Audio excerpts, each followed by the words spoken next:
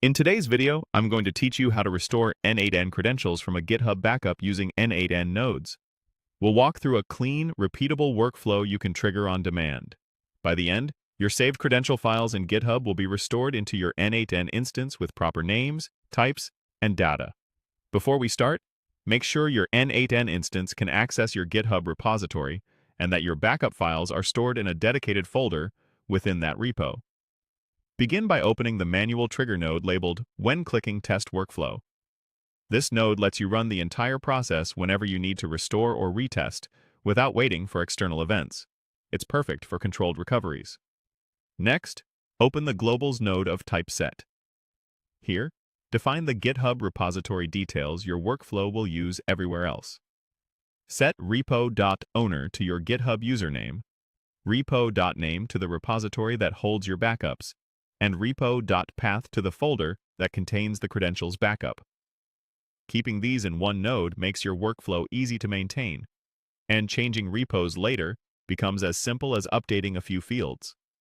Now, open the HTTP request node named Get All Files in Given Path. This calls the GitHub API to list the files inside your backup folder.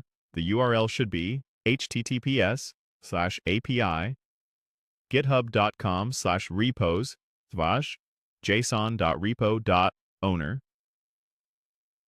json.repo.name, contents, json.repo.path.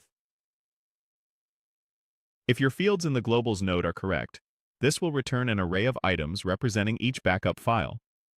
Open the split-out node to process those files one at a time. Splitting the array prevents payload bloat and avoids errors that can happen when trying to handle all files in a single pass. Open the GitHub node called Get File Content from GitHub. Set resource to file and operation to get. This downloads each file's content using the path provided by the previous node, ensuring you're working with the actual backup data. Next, open the Extract from File node named Convert Files to JSON and select from JSON. This converts the downloaded content into structured JSON so n8n can read the credential fields reliably. Open the IF node labeled Check for Skipped Credentials. This filters out anything you don't want to restore, such as empty JSON files, credentials for the n8n account itself, or entries with invalid data.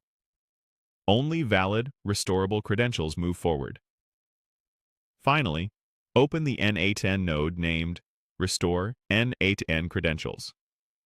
Choose Resource, Credential, and map the fields for credential name, credential type, and credential data.